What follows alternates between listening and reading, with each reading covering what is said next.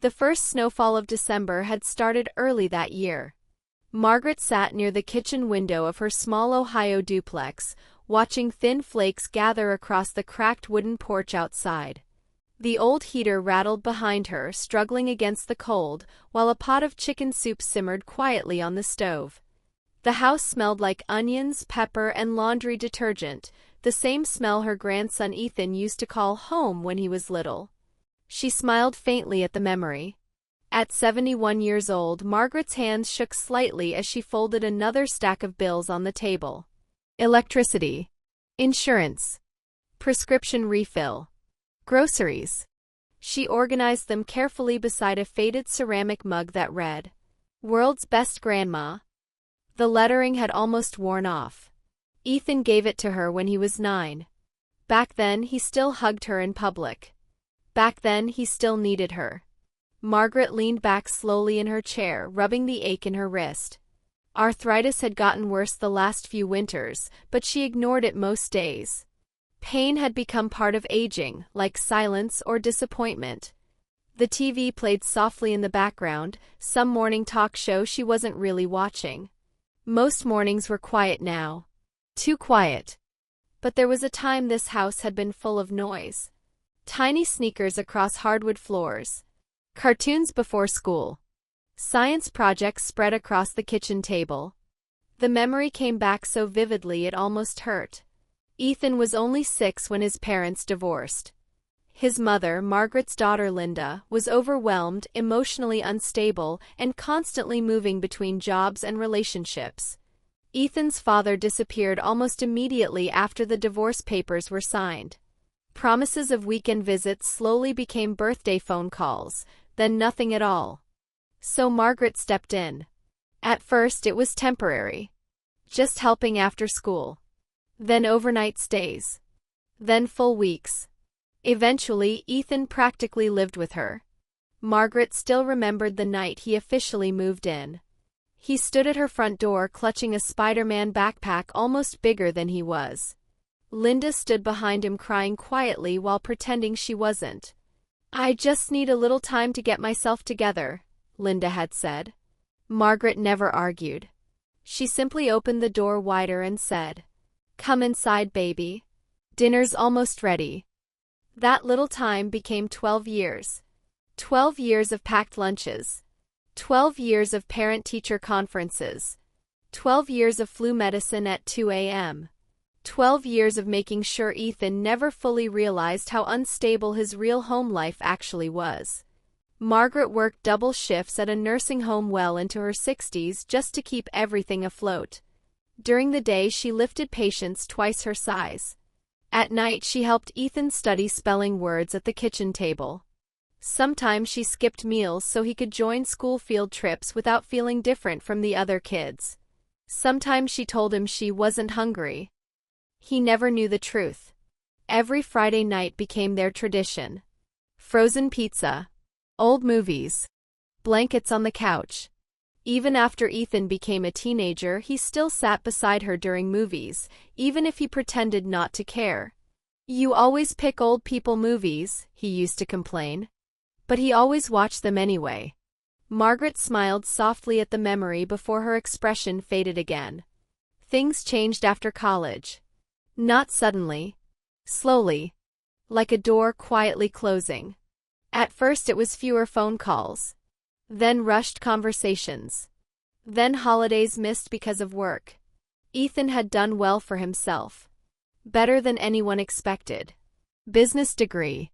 Corporate job in Chicago. New apartment downtown. New friends. A completely different world. Margaret was proud of him. Painfully proud. She bragged about him to strangers at the grocery store. To her doctor. To church friends. To anyone willing to listen. "That boy worked hard," she always said. But deep down there were moments she noticed small things. Little shifts in his tone. Embarrassed laughter when she talked too loudly in restaurants. Correcting her grammar jokingly in front of his friends. Encouraging her not to tell old family stories. Nothing cruel enough to confront. But enough to feel. Still, whenever doubt crept into her mind, she pushed it away. He's busy. He's stressed. He still loves me. That's what she told herself. Then one Thursday afternoon, everything seemed to change again. Margaret had just returned from the pharmacy when she noticed a large ivory envelope sitting inside her mailbox. Elegant handwriting. Gold trim. Heavy paper. For a moment, her tired face lit up like sunlight breaking through clouds. She knew immediately what it was.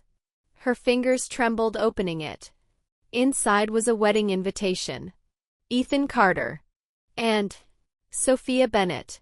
Request the honor of your presence. Margaret pressed her hand against her mouth. Tears instantly filled her eyes. Oh my goodness. She sat down slowly on the porch steps, staring at the card like it was something sacred. Her little boy was getting married. For several minutes she simply cried quietly to herself. Not from sadness. From overwhelming love. From pride. From relief. She thought about the 6-year-old boy with the Spider-Man backpack. The teenager asleep on the couch after basketball practice. The college freshman pretending not to be scared before moving away. She had carried this child through every stage of life. And now he was building his own family. That night she called nearly everyone she knew. Church friends. Her sister in Arizona. Even Linda. He invited me, she kept saying emotionally. My grandson's getting married. For the first time in years, the house felt alive again. Margaret spent the next several days planning everything carefully. What dress to wear. What gift to buy. Whether she could afford a hotel near the venue. She secretly started setting aside small amounts of grocery money to help pay for the trip.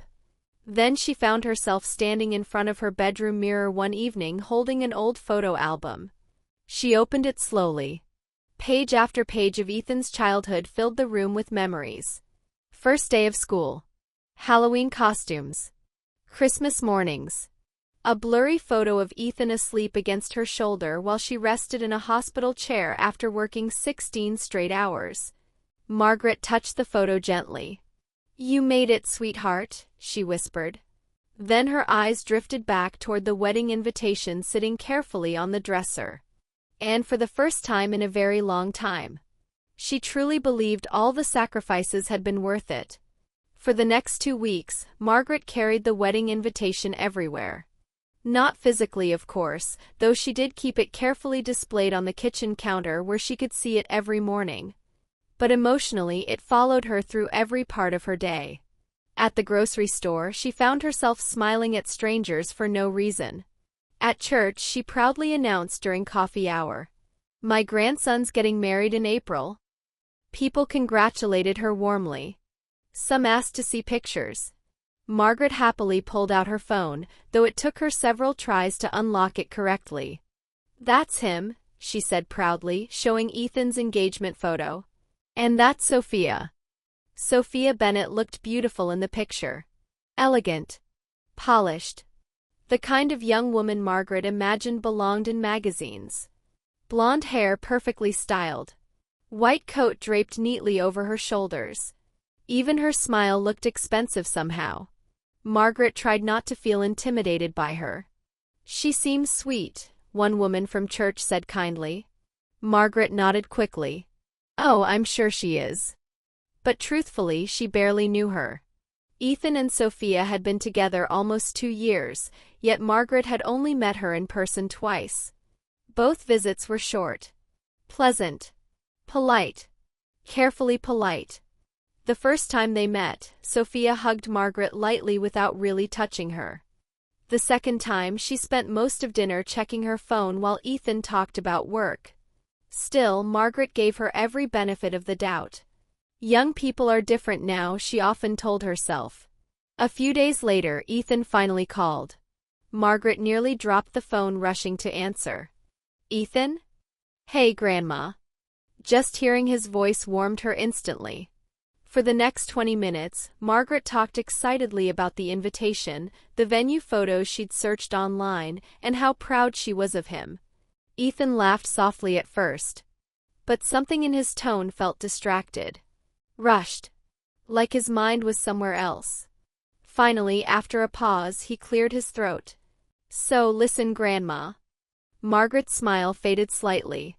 There are just a few things about the wedding I wanted to mention. Of course, sweetheart. Well, Sophia's family is pretty formal. Margaret stayed quiet.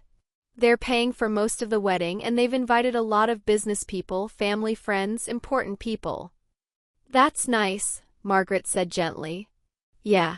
It's just different from what we're used to. Something about that sentence stung more than it should have. But she ignored the feeling. Then Ethan chuckled awkwardly.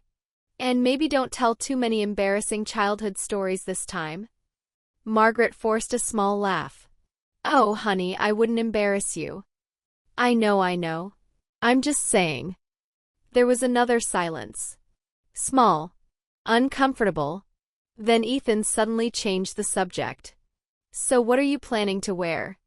Margaret looked down at herself instinctively, as though he could somehow see her old cardigan through the phone. Oh, I haven't decided yet. Well, it's gonna be pretty upscale. Upscale. The word lingered strangely. Margaret smiled anyway. I'll look nice. I know you will. But again, his voice sounded nervous. By the end of the call, Margaret felt oddly unsettled. Not hurt exactly. Just uncertain. That night she stood in front of her closet for nearly 30 minutes staring at her dresses. Most were old. Simple. Church clothes. Nothing upscale. Eventually she sat on the edge of her bed and quietly searched online. What do women wear to luxury weddings? The prices alone shocked her. She closed the laptop almost immediately. The following weekend, Linda came by unexpectedly. Margaret was surprised to see her daughter carrying shopping bags and iced coffees like they were meeting for some cheerful mother-daughter outing. You need a new dress, Linda announced immediately after walking inside. Margaret blinked. For what? For the wedding, obviously. Linda dropped onto the couch dramatically. Sophia's family is loaded, Mom. Like country club loaded. Margaret said nothing. Linda continued talking while unpacking clothes from shopping bags. I'm just saying, first impressions matter. Margaret folded her arms gently. What exactly is that supposed to mean? Linda hesitated. Too long. Then she laughed awkwardly. Nothing bad. But Margaret knew that tone. She had heard it all her life. The tone people use when they're trying not to say something cruel directly. Linda avoided eye contact while pretending to organize receipts. Finally she sighed. Mom, Ethan's trying really hard to fit into that world. That sentence landed heavily. Margaret lowered herself slowly into her chair. Fit into what world? You know what I mean. No. Actually, she didn't. And maybe that was the problem. Linda softened her voice. He just doesn't want anything awkward. Awkward. Another word that lingered painfully. Margaret stared quietly at the family photos lining the wall. Most of them included Ethan. School pictures. Basketball uniforms. Graduation cap. Years of love displayed in cheap wooden frames. What exactly would be awkward about me? She asked quietly. Linda immediately looked uncomfortable. You know that's not what I mean. But it was exactly what she meant. Margaret could feel it now. The careful wording. The nervous pauses. The embarrassment hiding underneath politeness. And suddenly, for the first time, she began replaying old memories differently. Ethan correcting her pronunciation in restaurants. Sophia smiling tightly whenever Margaret talked about working at the nursing home. The way Ethan avoided posting family pictures online. Things she once dismissed now felt heavier. That evening after Linda left, Margaret sat alone at the kitchen table long after dark. The heater rattled again. The soup on the stove had gone cold untouched. Outside, rain tapped softly against the windows. She stared at the wedding invitation. For the first time since receiving it, it no longer felt joyful. It felt fragile. Like something she could lose. Then 3 nights later, Ethan called again. This time his voice sounded even more tense. Hey, Grandma. You busy? No, sweetheart. Another pause. Then, there's actually something Sophia wanted to discuss with you. Margaret's stomach tightened immediately. Oh. She's here with me. In the background, Margaret could hear soft, muffled voices. Then Sophia came onto the phone. Hi, Margaret. Her voice sounded polished. Careful. Hello, dear. I just wanted to talk about seating arrangements and introductions at the reception. Margaret gripped the phone tighter. All right. Well, some of our guests are very traditional, and there'll be business associates, investors, extended family. Margaret waited. Sophia inhaled softly before continuing. We just want the atmosphere to feel elegant.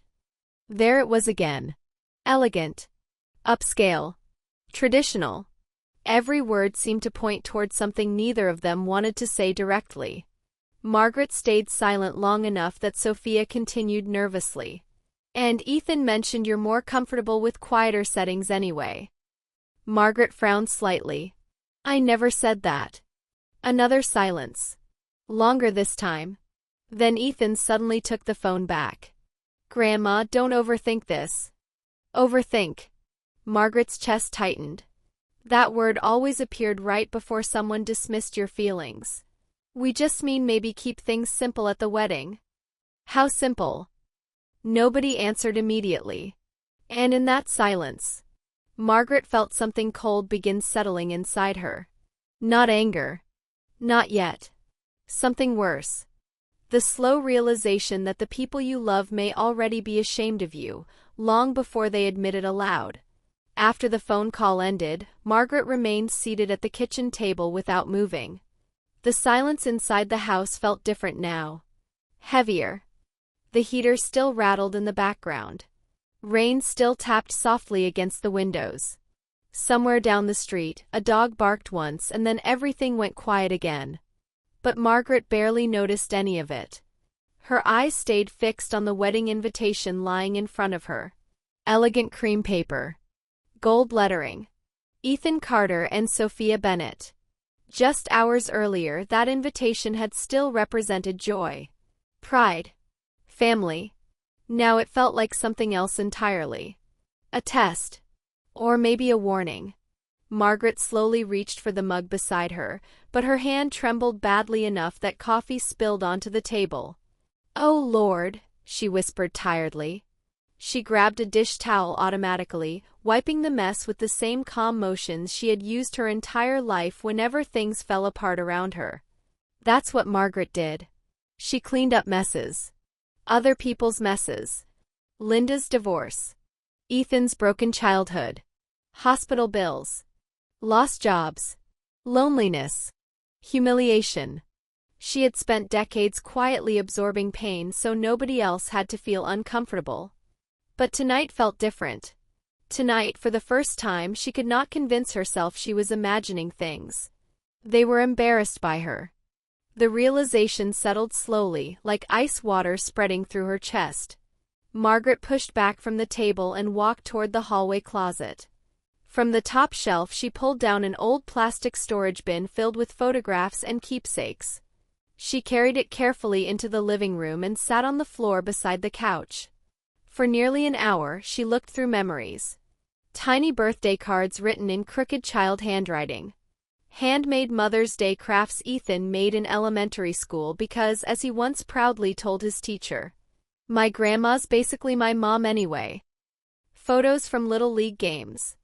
Christmas mornings. School concerts. One photo stopped her completely.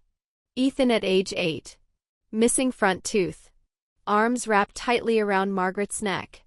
Both of them laughing. On the back, written in childish pencil, "Me and Grandma forever." Margaret's breathing became uneven. She pressed the picture gently against her chest. "How did we get here?" she whispered. The question echoed through the empty room. Because the truth was, she genuinely didn't know. She replayed every sacrifice in her mind. The years working double shifts while hiding exhaustion behind smiles. The nights she stayed awake helping Ethan finish homework after 12-hour nursing shifts. Selling her wedding jewelry to help cover his college expenses. Missing medical appointments because Ethan needed new basketball shoes. Never complaining. Never asking for recognition. She had done it willingly. Gladly. Because loving him had never felt like a burden. But somewhere along the way success had changed the air around him. Not all at once. Little by little. Like someone slowly stepping farther away while pretending they were still close. Margaret suddenly remembered a dinner from 2 years earlier. Ethan had brought co-workers home during the holidays. Everyone around the table talked about investments, vacation homes, and private schools. Margaret barely understood half the conversation. At one point she accidentally called quinoa quinoa. The entire table laughed politely. Even Ethan. Not cruelly. Just enough. At the time she laughed too. Pretended it didn't sting. But now the memory returned differently. Sharper. Then another memory surfaced. Sophia once asking, "So Margaret, have you always lived in this neighborhood?" The question sounded innocent back then. Now Margaret realized it wasn't. She suddenly understood something painful about shame. It rarely arrives as open cruelty. Usually it arrives disguised as politeness, as subtle correction, as careful distancing, as people slowly teaching you that your existence embarrasses them. Around midnight, Margaret finally stood up and walked into her bedroom. She turned on the lamp beside her bed and stared at herself in the mirror. Deep wrinkles. Gray hair thinning near her temples. Tired eyes. Hands shaped by decades of labor. For a long moment she said nothing. Then quietly, "Maybe they're right." The words shocked even her. Because part of her believed them. Maybe she didn't belong at some expensive wedding surrounded by wealthy strangers. Maybe Ethan was protecting his future. Maybe she would embarrass him. Maybe love wasn't enough anymore. Margaret sat down slowly on the edge of the bed and cried harder than she had in years. Not loud dramatic crying. The kind older people do quietly. Silently. As though they've learned nobody comes when they cry anyway. Hours passed. Sleep never came. Around 3 in the morning she walked back into the kitchen and opened the refrigerator without appetite. Inside sat leftover soup, eggs, and half a carton of milk nearing expiration. Normal things. Simple things. The kind of life Ethan once came from. The kind of life he now seemed desperate to escape. Margaret closed the fridge again. Then she noticed the wedding invitation still sitting on the table. Slowly she picked it up. For several long seconds she considered throwing it away. Not attending. Saving herself the humiliation entirely. The thought brought a strange sense of relief. No awkward introductions. No pretending. No watching her grandson avoid her in front of wealthy strangers. Maybe staying home would hurt less. She sat down again and imagined the wedding happening without her. Ethan smiling in photographs. Sophia walking down the aisle. Music. Champagne. Family gathered together. And her absence quietly explained away. She couldn't make it. She wasn't feeling well. Travel is hard at her age. Margaret suddenly realized something devastating. It was entirely possible Ethan would allow that version of events to happen. That realization broke something inside her. Not because he hated her, but because pleasing everyone else had apparently become more important than protecting her dignity. At sunrise, the house glowed faintly blue with early morning light. Margaret had not slept at all. She wrapped herself in a blanket and sat by the window watching the neighborhood slowly wake up. A school bus passed. Neighbors left for work. Life continued normally while her chest felt hollow. Then her phone buzzed. A text message from Ethan. Hope rose instinctively before she even opened it. But the message was short. "Love you, Grandma. Thanks for understanding everything." Margaret stared at the screen for a very long time. Understanding what exactly? That she should become smaller for his comfort? That she should quietly accept humiliation because he was successful now? That her role in his life mattered less once he entered a wealthier world? The message hurt more because it sounded affectionate, as though kindness erased disrespect. Margaret placed the phone face down on the table. For the first time in Ethan's entire life, she didn't know how to talk to him anymore. By late afternoon, Linda called. "You okay?" she asked cautiously. Margaret answered too quickly. "I'm fine." Linda sighed immediately. "Mom," I said, "I'm fine." The sharpness in her voice surprised them both. After a pause, Linda softened again. "Look, Ethan's stressed. Weddings make people weird." Margaret laughed bitterly under her breath. "Weird? He doesn't mean to hurt you." That sentence almost made Margaret angry, because intention no longer mattered. Pain still existed whether someone meant it or not. Linda kept talking carefully. "He's trying to balance different worlds." Margaret stared out the window. "And what world do I belong to?" Linda didn't answer. That silence said everything. After the call ended, Margaret walked slowly back toward her bedroom. On the dresser sat the old photo of 8-year-old Ethan hugging her tightly. "Me and Grandma forever." Margaret picked it up gently.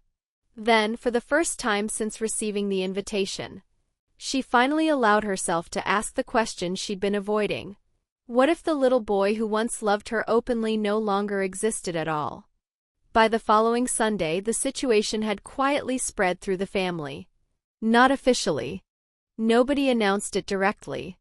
But families have their own way of carrying tension from one person to another, through hesitant phone calls, awkward pauses, carefully chosen words, and conversations that begin with, "Don't tell anyone I told you this." Margaret first realized people were talking when her younger sister Carol called from Arizona. Carol never called before noon. Never. So the moment Margaret heard the phone ringing at 8:15 in the morning, she already knew something was wrong. "You all right?" Carol asked immediately. Margaret forced brightness into her voice. "Of course I am." "Maggie." Only Carol still called her Maggie. Margaret sat down slowly at the kitchen table. "What did Linda tell you?" Carol hesitated. "Enough." Margaret closed her eyes. Of course Linda had talked. Linda always talked when things became emotionally uncomfortable. She hated silence almost as much as she hated guilt. "It's not a big deal," Margaret said quietly. "That boy asked you to hide who you are at his own wedding." Margaret flinched hearing the words spoken aloud. Because once another person says something out loud, it becomes harder to deny. Carol continued before Margaret could defend Ethan again. "You raised that child." "I know." "No, Maggie. You raised him." Margaret rubbed her forehead tiredly. "He's under pressure." "That's not pressure. That's shame." Margaret immediately defended him. "He's not ashamed of me." But even as she said it, the words sounded weak. Unconvincing. Carol softened slightly. "I'm not saying he doesn't love you." That sentence hurt almost worse, because it implied something Margaret had begun realizing herself. Love and respect are not always the same thing. After the call ended, Margaret sat motionless for nearly 20 minutes. Then another phone call came. This time from her son David. Unlike Linda, David had always been direct. Protective. Sometimes too protective. The moment Margaret answered, he exploded. He said what? "David. No. Absolutely not." Margaret pulled the phone slightly away from her ear. "He didn't mean it the way it sounded."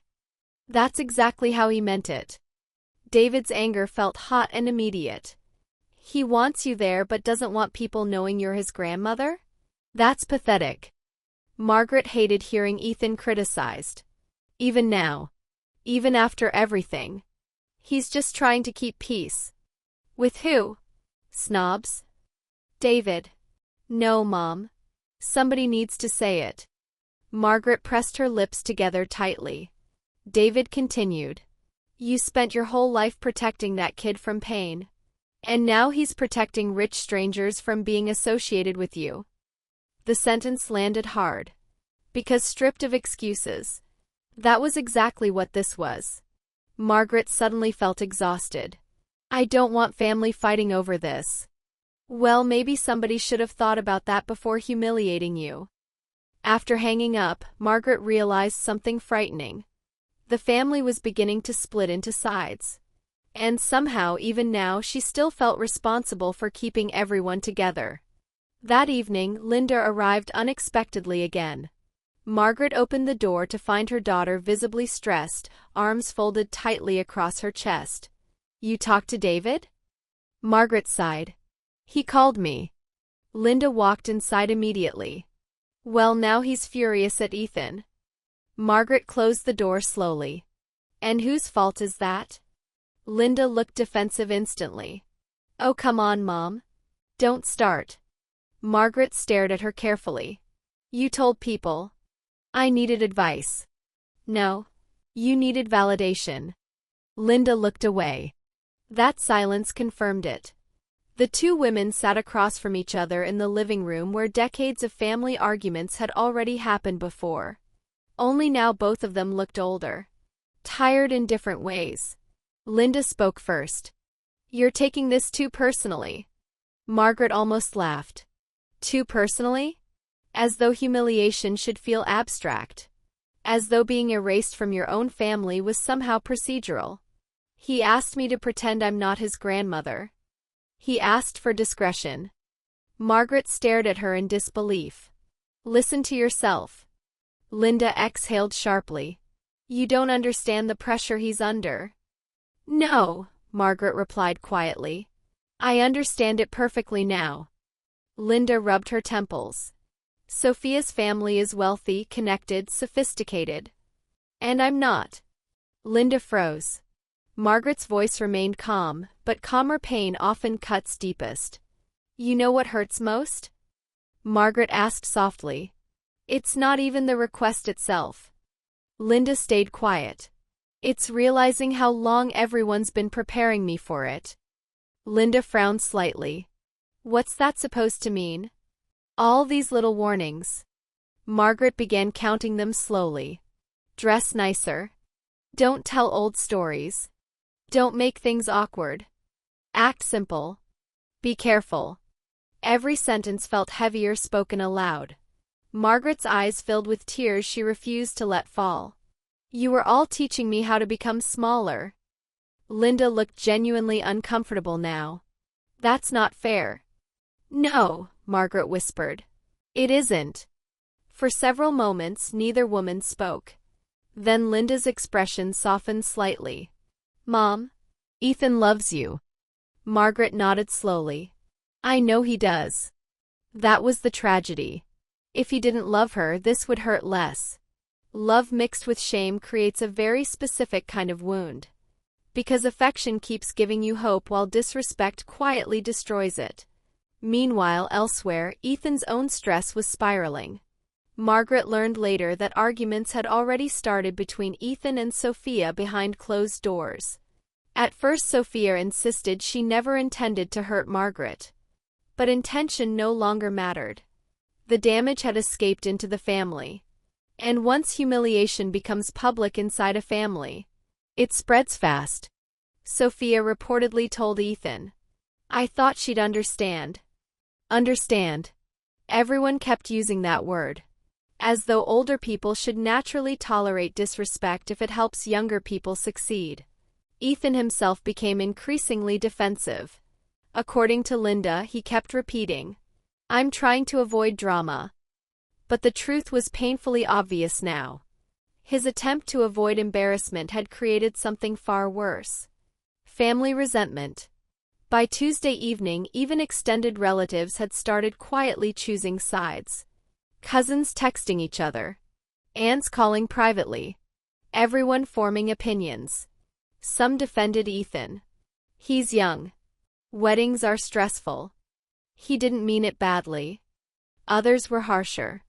If he's ashamed now, he's been ashamed for years. Margaret hated all of it. The fighting. The gossip. The tension. Because despite being the injured person, She still carried the emotional instinct to protect everyone else. Especially Ethan. Late that night, Margaret stood alone in her kitchen washing dishes that didn't really need washing. It was something she did when anxious.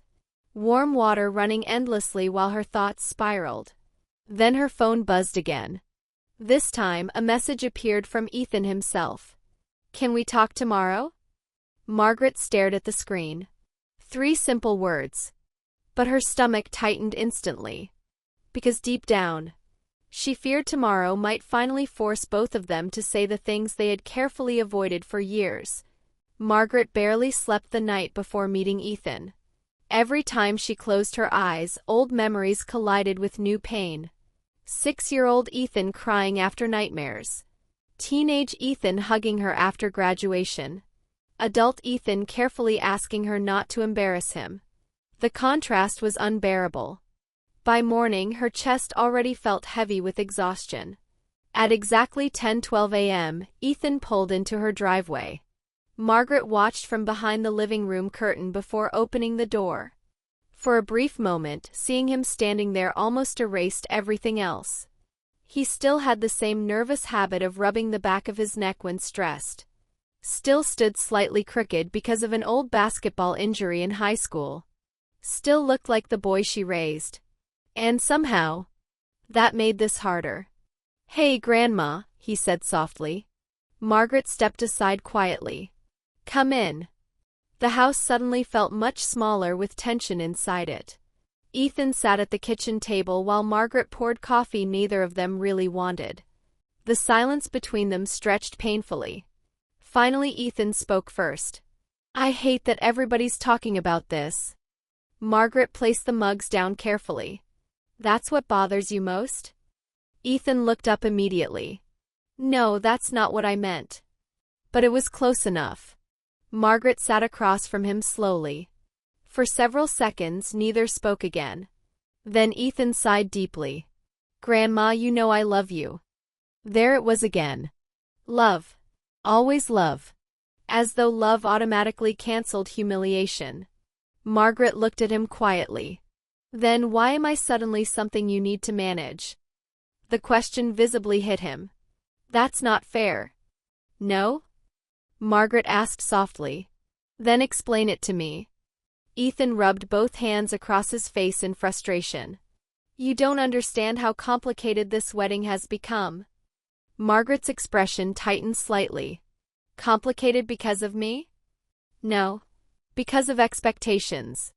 Margaret waited. Ethan leaned back heavily in the chair. "Sophia's family is different." "There's that word again." He exhaled sharply. "They care about appearances." Margaret gave a small, sad smile. "And what appearance exactly are you protecting them from?" Ethan immediately looked away. That silence answered everything. Margaret felt her throat tighten. Then Ethan said something that changed the entire conversation. "They think I came from a different kind of background." Margaret frowned slightly. "What does that mean?" Ethan hesitated too long. Then quietly, "I may have simplified some things." Margaret's stomach dropped. "What things?" Ethan stared down at the table. "About my childhood." The room suddenly felt colder. Margaret spoke very carefully now. "What did you tell them?" Another silence. Then, "That Mom mostly raised me." Margaret blinked slowly, as though her brain needed extra time to process the sentence. "You lied. It wasn't like that. You lied." Ethan's voice grew defensive. "I didn't want them judging our family." "Our family?" He stood up suddenly and began pacing. "You don't know these people, Grandma. They analyze everything. Where you grew up. What schools you went to. What your parents did for work. And what did your grandmother do for work?" Ethan stopped moving. Margaret answered for him quietly. She cleaned elderly patients after surgeries. She worked night shifts. She came home with swollen feet. She skipped meals sometimes. Ethan looked ashamed now. But not enough. Margaret realized that immediately. Not enough to stop himself before all this happened. He spoke again carefully. I just wanted a fresh start. The sentence sliced through her, because suddenly the entire situation became painfully clear. This wasn't really about one wedding. This was about reinvention. Ethan had spent years carefully rebuilding himself into someone who belonged in wealthier spaces. Corporate job, luxury apartment, polished social circle, sophisticated fiancé. And somewhere during that transformation, his real history became inconvenient. Margaret suddenly remembered something Sophia once said during dinner months earlier. You're so well-spoken for someone from that kind of background. At the time, Ethan laughed awkwardly and changed the subject. Now Margaret finally understood why. He had created a version of himself they found acceptable. And that version required distance from the truth. Distance from her. Margaret's voice became very quiet. So what exactly do they think happened to me? Ethan swallowed hard. They know you exist. That wasn't my question. He closed his eyes briefly. They think you helped sometimes. Sometimes. Margaret stared at him in disbelief. 12 years reduced to sometimes. The woman who packed every lunch, attended every school meeting, stayed awake during fevers, worked herself into arthritis, reduced to occasional assistance because the truth felt socially embarrassing. Margaret suddenly stood up and walked toward the sink before he could see tears forming again. She gripped the counter tightly. Behind her, Ethan spoke more desperately now. I never meant for it to go this far. But it did. I was trying to protect my future. Margaret turned slowly. And what was I protecting all those years? Ethan said nothing. Because there was no answer that didn't sound selfish now. Margaret wiped her eyes carefully. You know what hurts most? She asked. Ethan looked exhausted. What? You didn't just hide me from them. Her voice cracked slightly. You hid me from yourself. That sentence finally broke through his defenses. Margaret could see it happen physically in his face. The guilt. The realization. The shame. Real shame this time. Not social embarrassment. Moral shame. Ethan sat back down heavily. I got carried away. Margaret almost laughed sadly. No. He didn't get carried away. He made choices. Small choices over years. Choices that slowly taught other people how to see his family. How to see her. Then Margaret asked the question she had been afraid to ask from the beginning. Does Sophia know the truth? Ethan hesitated. Again. Always hesitation now. She knows some of it. Margaret's heart sank further. How much? She knows you helped raise me. Helped. Ethan looked miserable. I didn't know how to explain everything after lying for so long. Margaret sat back down slowly, suddenly exhausted beyond words. Years. Years of carefully edited stories. Years of distancing. Years of protecting his image. And she never fully saw it happening. Then another thought hit her. Something even worse. Wait. Ethan looked up nervously. Was this your idea or hers? For the first time since arriving, Ethan genuinely looked trapped. That answer alone told Margaret everything. He didn't need to say it directly. Sophia may not have started the lie. But she clearly helped maintain it. Margaret suddenly remembered every subtle comment. Every polished smile. Every awkward correction. Sophia always knew there was something Ethan didn't want exposed. And instead of challenging it, she adapted to it. The realization devastated Margaret in a completely new way. Because now the wedding itself felt built on performance. Not love. Performance. Ethan finally spoke again, voice breaking slightly. I never wanted to hurt you. Margaret looked at him for a very long time before answering. That stopped being true the moment you realized the truth would hurt me, and chose your image anyway. Silence filled the kitchen. Heavy. Permanent. Then quietly, almost like a child again, Ethan asked. Are you still coming to the wedding? Margaret stared at him. And for the first time since this nightmare began, She genuinely didn't know the answer. The wedding arrived beneath cold April rain. Margaret woke before sunrise after another sleepless night, lying still in bed while pale gray light slowly filled the room. For several moments she forgot what day it was. Then she saw the garment bag hanging from the closet door. And remembered everything. The house felt painfully quiet. No excited phone calls. No joyful anticipation. Only dread. Margaret sat up slowly, joints aching, and reached for her glasses on the nightstand. Beside them sat the old photograph of 8-year-old Ethan hugging her tightly. "Me and Grandma forever." She stared at it for a long time. Then carefully turned it face down. Downstairs, coffee brewed untouched while rain tapped softly against the kitchen windows. Margaret moved through the house slowly, mechanically, as though preparing for something much heavier than a wedding. Because that's exactly what this had become. A test of dignity. Part of her still wanted to stay home. Even now. Especially now. But another part of her refused to disappear quietly just to make other people comfortable.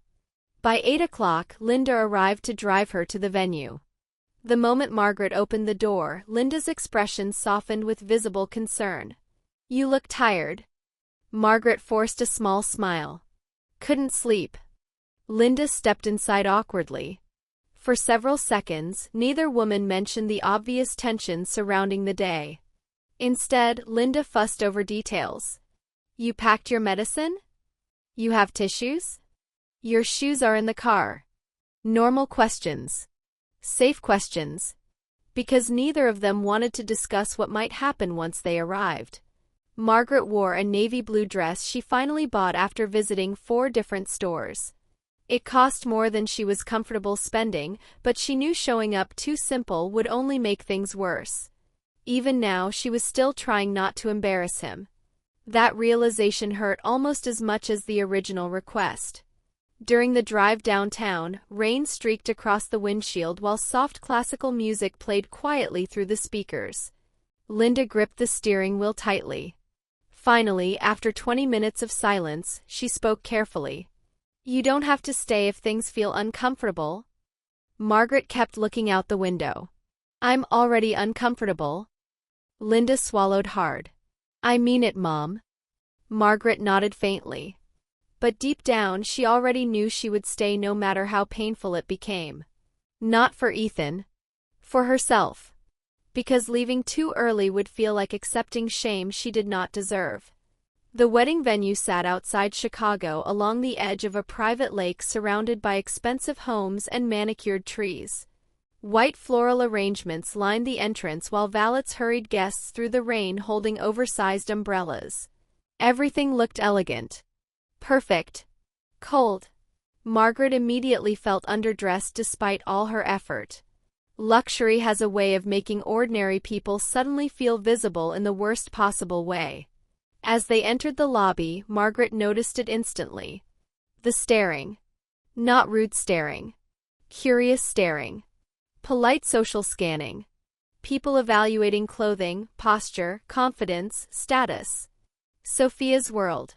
Women in designer dresses. Men discussing investments beside the bar. Perfect smiles. Perfect hair. Perfect lives carefully displayed like expensive furniture. Margaret suddenly felt 60 years older than everyone else. Linda leaned closer quietly. "Just stay near me." Margaret hated how small that sentence made her feel. Before they could move farther inside, Ethan appeared. For one brief second, Margaret saw genuine relief in his face. "Grandma." He hugged her quickly. Too quickly. Like someone checking a task off a list before moving to the next emergency. Still, Margaret held on to him a second longer than he expected. Because despite everything, this was still her boy. When they pulled apart, Ethan immediately glanced around the room. Checking who might be watching. Margaret noticed. Of course she noticed. Pain sharpened observation. "You look nice," he said. "Nice. Not beautiful. Not meaningful. Just safe." Margaret smiled faintly. "So do you." He did. Tailored tuxedo. Perfect haircut. Expensive watch. He looked like someone who fully belonged here. That realization hurt in ways Margaret couldn't explain. Then Sophia approached. Radiant. Polished. Wedding makeup flawless beneath soft lighting. Margaret, she said warmly. Too warmly.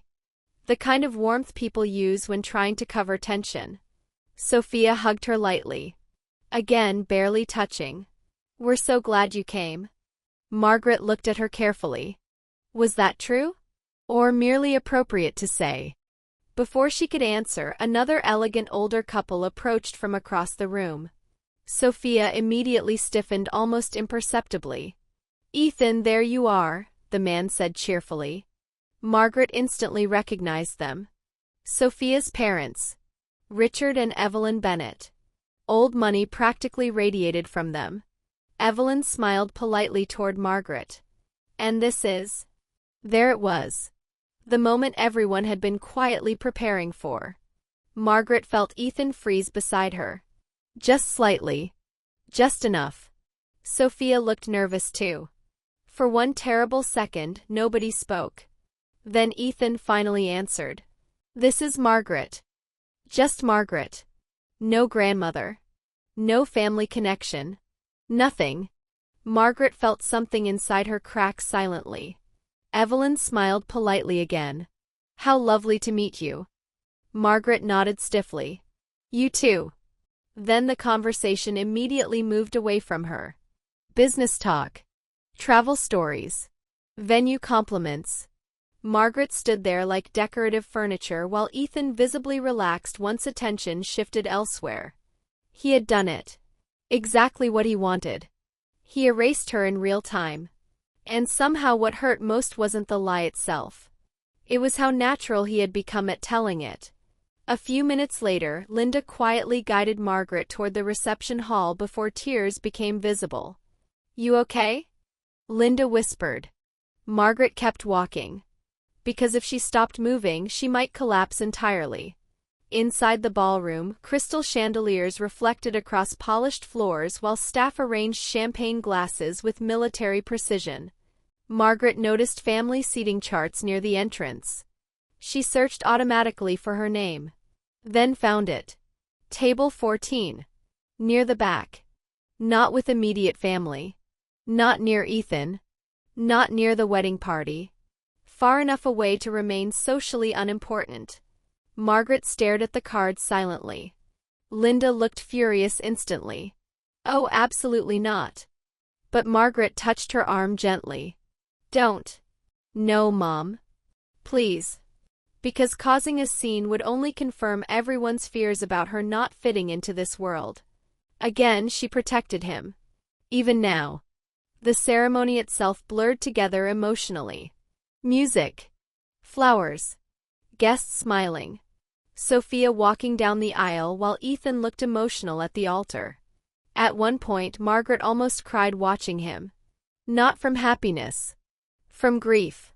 Because she suddenly realized she missed the version of Ethan who once loved her without embarrassment. The vows ended. Applause filled the room. Everyone stood celebrating. And Margaret clapped too. Quietly. Politely. Like a stranger attending someone else's family wedding. During cocktail hour, things became worse. More introductions. More moments where Ethan carefully avoided defining her relationship to him. At one point, a woman asked, So how do you know the groom? Margaret froze. The question sounded innocent. But Ethan answered before she could. She's been close to our family for years. Close to our family. Margaret smiled mechanically while her chest hollowed further. Years. Not raised him. Not loved him. Not sacrificed everything for him. Just close. As the evening continued, Margaret noticed something else disturbing. Sophia's parents genuinely had no idea. None. Not about Ethan's childhood. Not about Margaret raising him. Not about the years of struggle. They had built this entire wedding around a version of Ethan that barely existed. And Ethan had allowed it. Meanwhile, across the ballroom, laughter echoed, champagne flowed, cameras flashed. and Margaret sat quietly at table 14 realizing she had somehow become invisible at the most important family event of her grandson's life. By the time dinner was served, Margaret felt emotionally numb. Not calm. Not healed. Simply exhausted beyond the point of reacting. The ballroom glowed beneath soft chandelier light while waiters moved gracefully between tables carrying plates too expensive-looking to feel like real food. Guests laughed easily around her. Wine glasses clinked. Music drifted softly through the air. Everything looked beautiful, which somehow made the humiliation feel uglier. Margaret sat mostly silent at table 14 while distant relatives and strangers made polite conversation around her. "So how do you know Ethan?" The question kept returning all evening in different forms. Each time, Margaret gave smaller answers. "We've been in each other's lives a long time. He's very special to me." Careful answers. Answers designed to protect his lie. Because despite everything, some irrational part of her still wanted to shield him from consequences. Across the ballroom, Ethan moved from table to table smiling for photographs beside people who barely knew him. Each time Margaret watched him laugh with Sophia's family, her chest tightened painfully. He looked comfortable there. Too comfortable. As though this new version of himself fit better than the life he came from. At one point, Margaret noticed Ethan glance toward her from across the room. Their eyes met briefly. He looked away first. That hurt more than anything else had all night. Not the lying. Not the seating arrangement. Not the introductions. The avoidance. The guilt. Because it confirmed he knew exactly what he was doing. Then came the speeches. Margaret immediately felt tension ripple through her stomach when the DJ tapped the microphone. If everyone could direct their attention toward the dance floor. The room slowly quieted. Sophia's father gave the first toast. Predictable. Polished. Stories about success, opportunity, and two incredible families coming together. Margaret almost laughed at that phrase. Two families. One acknowledged publicly. One carefully hidden. Then Ethan's best man spoke. More laughter. College stories. Corporate jokes. Expensive vacations. A life Margaret barely recognized. After applause faded again, the DJ smiled toward Ethan. "And now the groom would like to say a few words." Margaret felt her pulse quicken unexpectedly. Ethan stood slowly, champagne glass trembling slightly in his hand. For the first minute, his speech sounded rehearsed. Thanking guests. Praising Sophia. Complimenting both families. But then something changed. Margaret noticed it immediately. His voice became uneven. His eyes kept drifting toward the back of the room. Toward table 14. Toward her. The ballroom grew quieter. Ethan swallowed hard before continuing. "There are people here tonight who helped shape my life." Margaret looked down instinctively. Part of her already feared where this was going. Or where it wasn't going. Ethan continued carefully. "And sometimes, success makes you forget the people who carried you when you had nothing." A few guests exchanged confused glances. Sophia stiffened beside him. Margaret's chest tightened. Ethan's voice cracked slightly now. "When I was 6 years old, my life fell apart." The room became completely silent. No clinking glasses. No whispers. Nothing. Ethan stared down at the microphone briefly before continuing. "My father left. My mother struggled. And the person who actually raised me." He stopped speaking. Margaret could physically see him fighting himself. Sophia looked alarmed now. Her parents looked confused. And suddenly Margaret understood. They truly didn't know. Not fully. Not until this moment. Ethan finally lifted his eyes toward the back of the ballroom. Toward her. Is sitting alone at table 14. Every head in the room turned instantly. Margaret froze.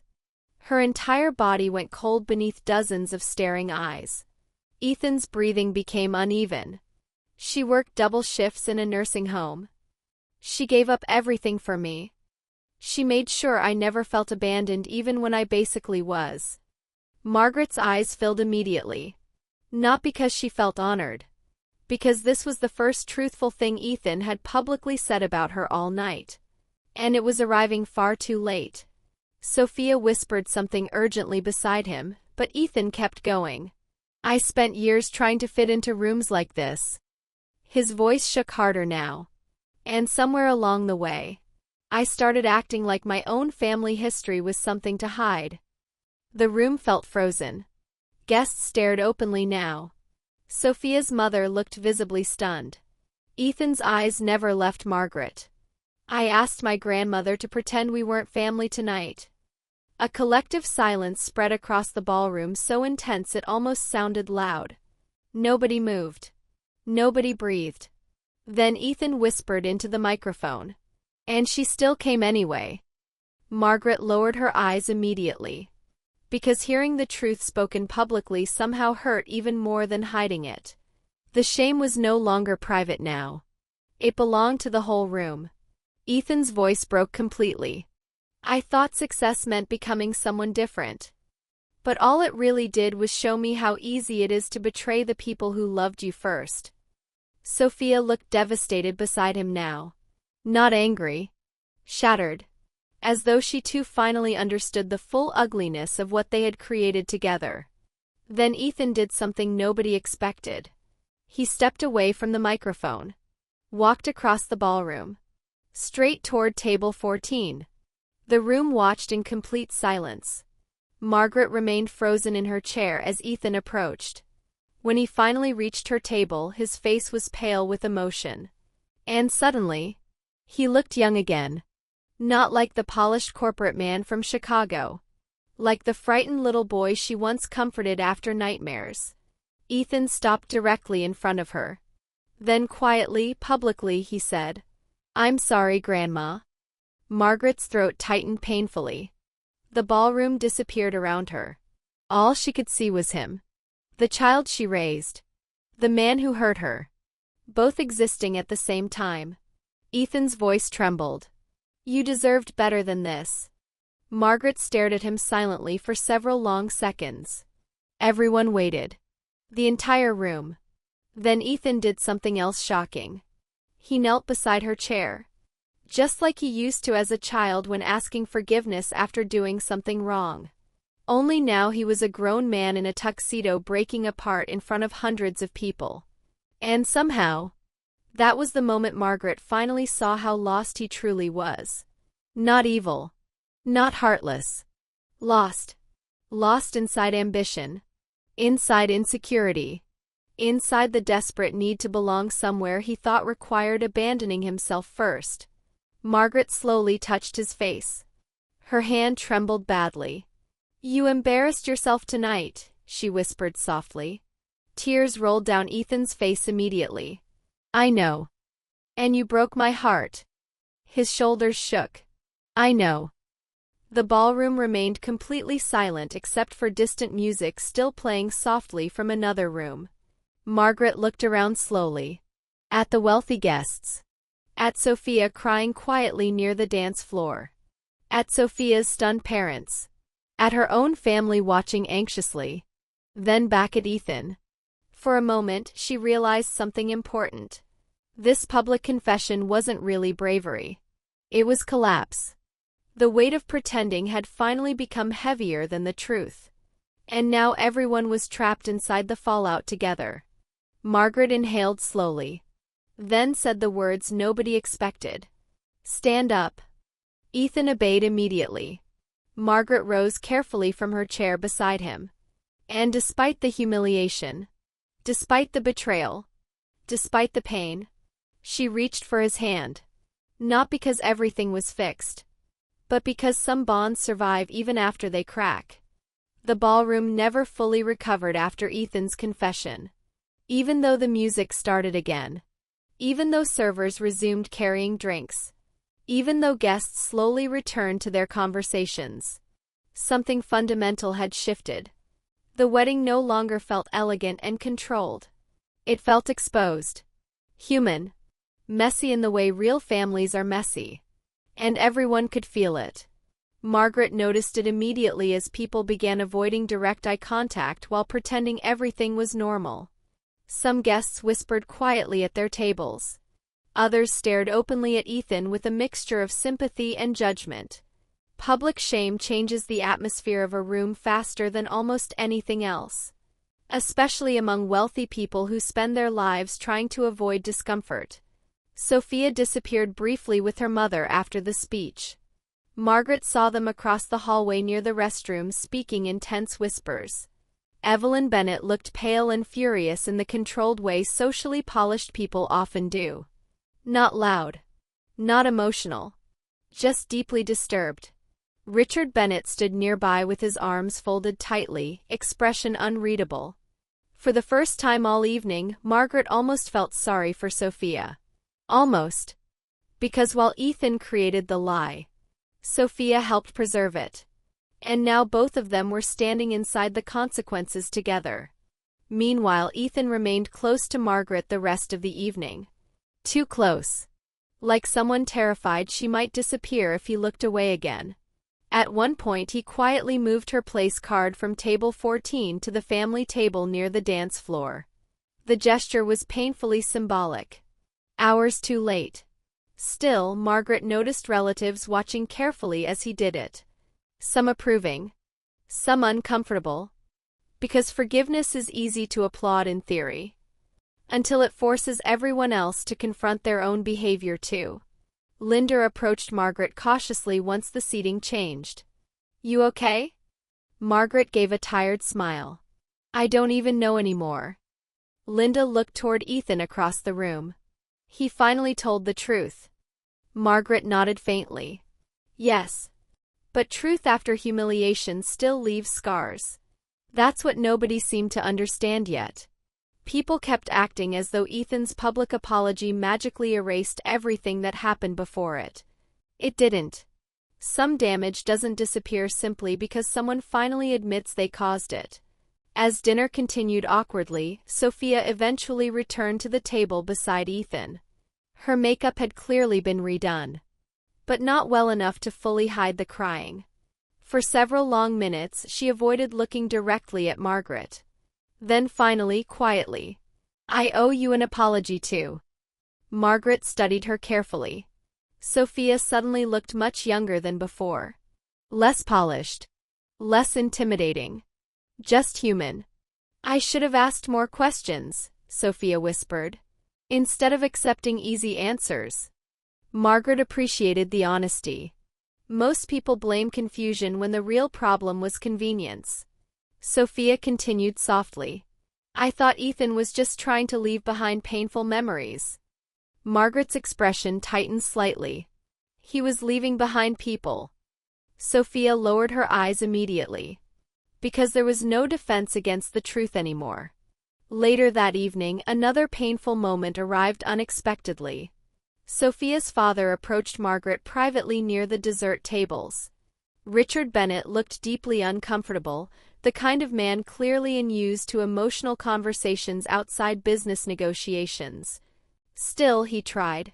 "Margaret." She turned politely. "I owe you respect," he said carefully. "And probably an apology too." Margaret said nothing. Richard adjusted his jacket nervously. "I had no idea Ethan wasn't being honest about his upbringing."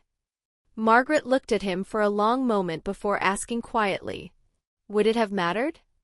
The question visibly caught him off guard.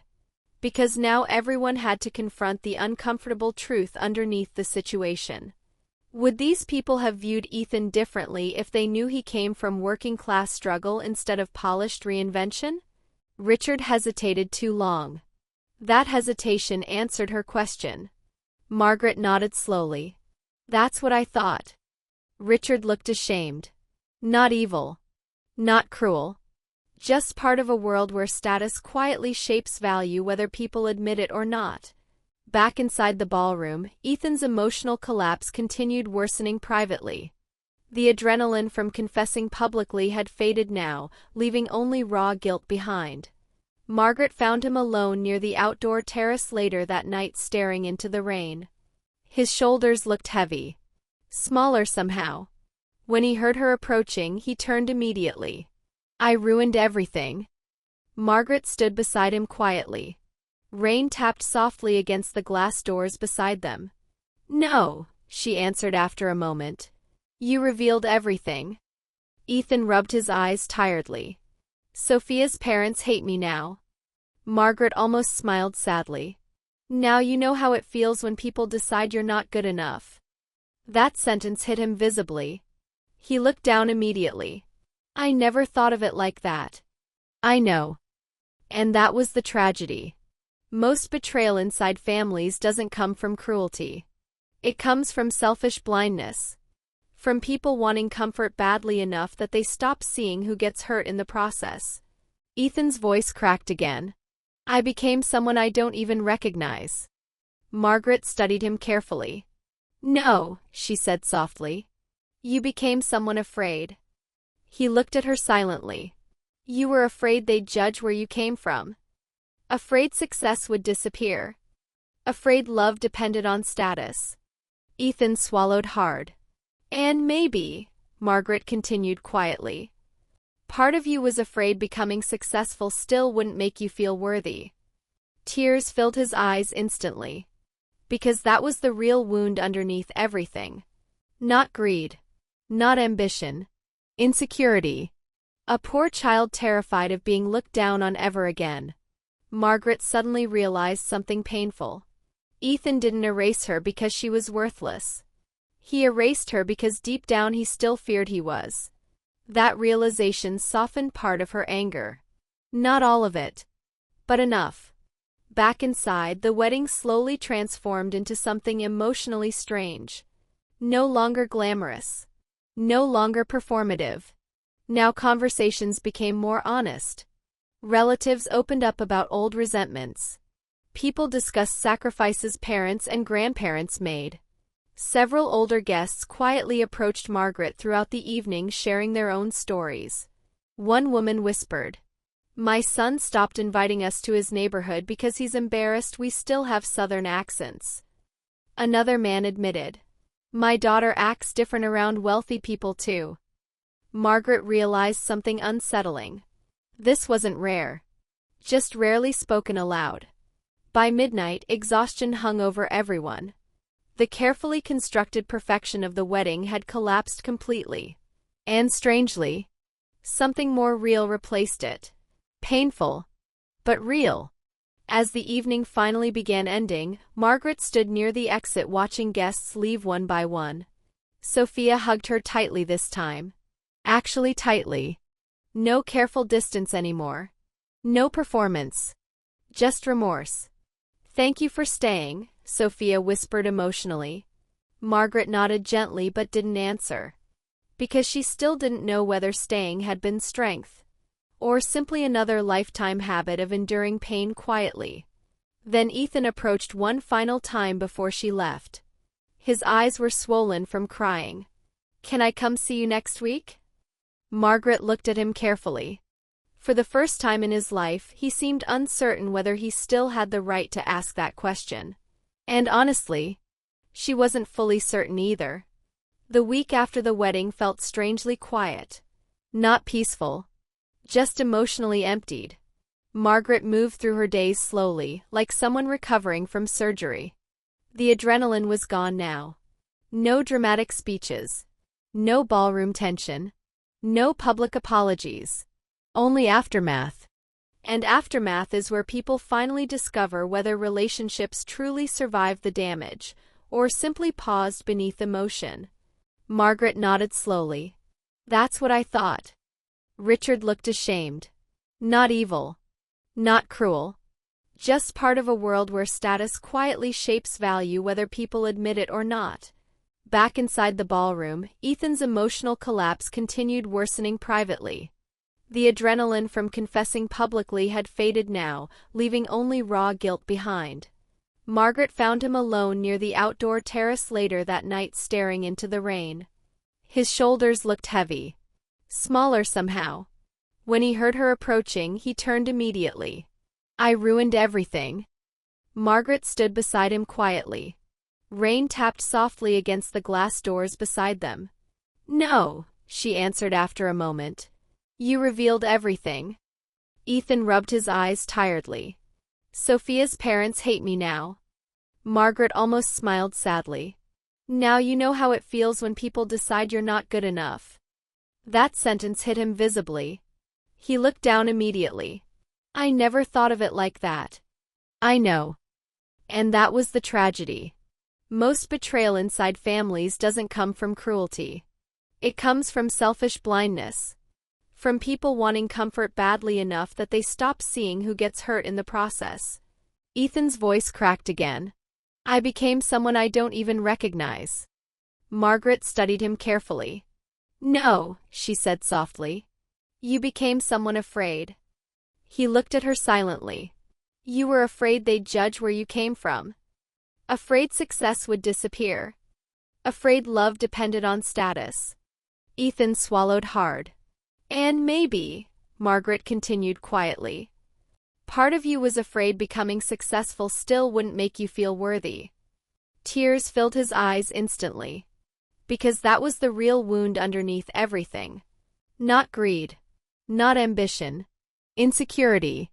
A poor child terrified of being looked down on ever again. Margaret suddenly realized something painful. Ethan didn't erase her because she was worthless. He erased her because deep down he still feared he was. That realization softened part of her anger. Not all of it. But enough. Back inside, the wedding slowly transformed into something emotionally strange. No longer glamorous.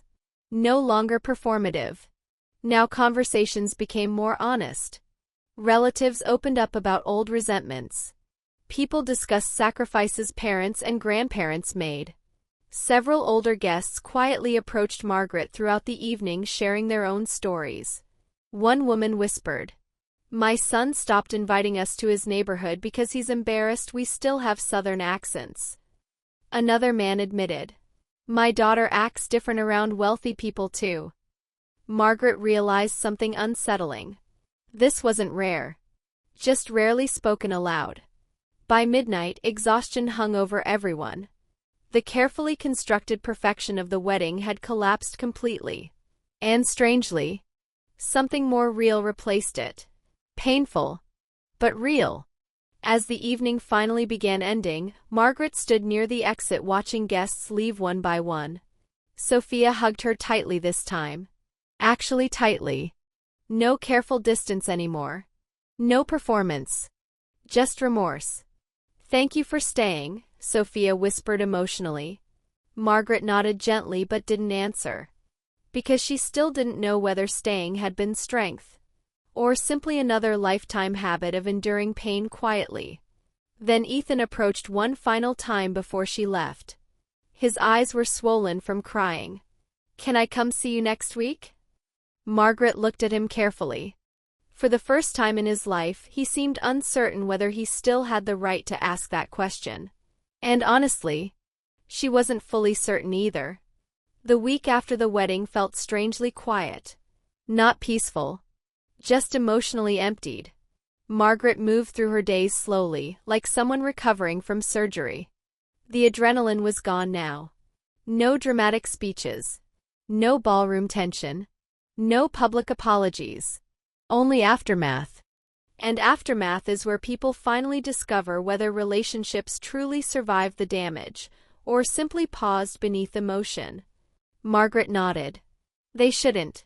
The answer hurt him. But it was necessary.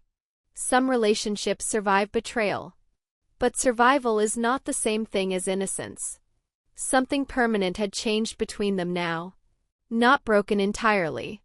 Changed. Ethan understood that too. I'll spend the rest of my life trying to earn back what I damaged, he whispered. Margaret studied him carefully. Then asked the question that mattered most. Are you willing to tell the truth even when it costs you something? Ethan answered immediately this time. Yes. No hesitation. For the first time in weeks, Margaret believed him. Not because of the wedding speech. Not because of tears. Because shame had finally collapsed into self-awareness. And self-awareness is where real change begins. Margaret reached over slowly and took his hand. Her voice remained gentle but firm. "I forgive you." Ethan broke down instantly. But before relief could fully settle across his face, Margaret added quietly, "That doesn't mean I trust you the same way yet." The truth landed hard. But Ethan nodded. Because finally, he understood love was not automatic anymore. It needed rebuilding. One honest decision at a time. Summer arrived slowly after the wedding. The rain finally stopped. Flowers returned to neighborhood gardens. Children played outside again. And life, stubborn, ordinary life, continued moving forward the way it always does, even after families crack open emotionally. 3 months passed. Margaret's house looked mostly the same from the outside.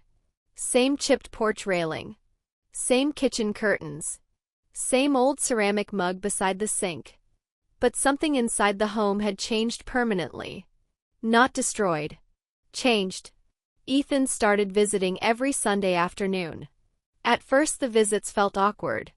Careful. Both of them measuring words too closely. Like people learning how to walk again after an injury. Sometimes Ethan brought groceries. Sometimes takeout. Sometimes nothing except himself. And strangely, that mattered more. Because for the first time in years, Margaret no longer felt like he was performing success around her.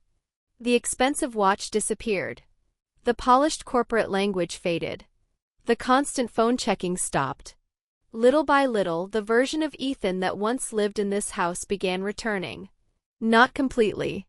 Adults never fully become children again. But enough. One Sunday afternoon they sat together on the porch drinking iced tea while neighborhood sprinklers clicked softly nearby. Ethan watched kids riding bicycles down the street. "I used to think getting out of places like this meant winning," he admitted quietly. Margaret looked at him carefully. "And now?" He smiled sadly. "Now I think I confuse success with distance." The sentence lingered between them. Because that mistake destroys more families than people realize. Children grow up believing love is tied to achievement. Then adulthood teaches them another dangerous lesson. That reinvention requires separation from where they came from. Sometimes separation becomes abandonment before they even notice it happening. Margaret thought about all the parents and grandparents across America quietly experiencing similar pain. Children embarrassed by accents. By neighborhoods. By old jobs. By aging relatives who no longer fit the image of the life they're trying to build. It happens silently. Slowly. One uncomfortable dinner at a time. One introduction left intentionally vague. One family photo excluded from social media. Most older people never speak about it openly. Because admitting your own child is ashamed of you feels unbearable. And yet, it happens everywhere. Later that evening, Ethan helped Margaret clean the kitchen after dinner. Simple routine things. Washing plates. Drying glasses.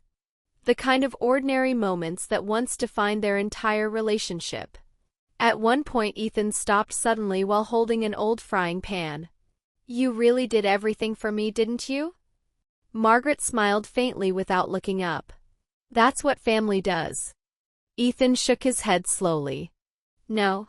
That's what you did." Margaret finally looked at him then. His eyes carried something different now. Not guilt.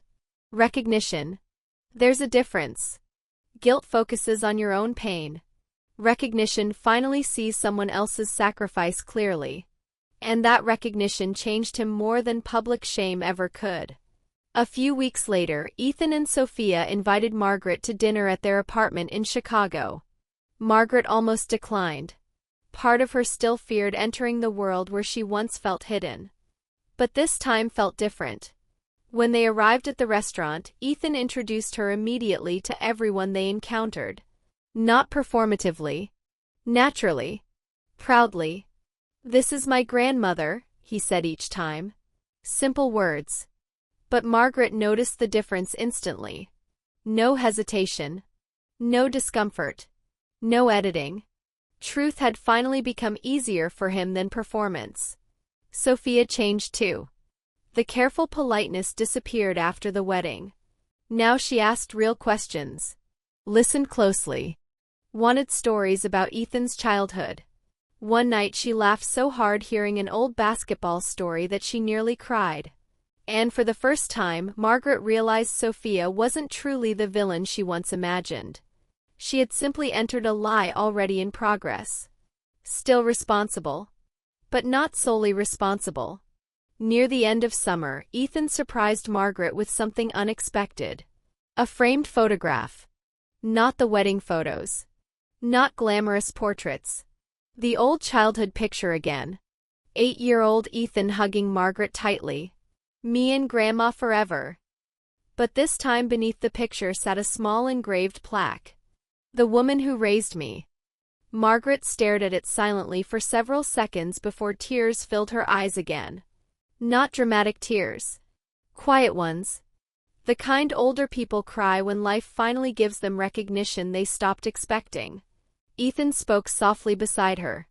I spent years trying to impress strangers. He looked at the photograph. But I almost lost the person who loved me before I had anything worth impressing people with.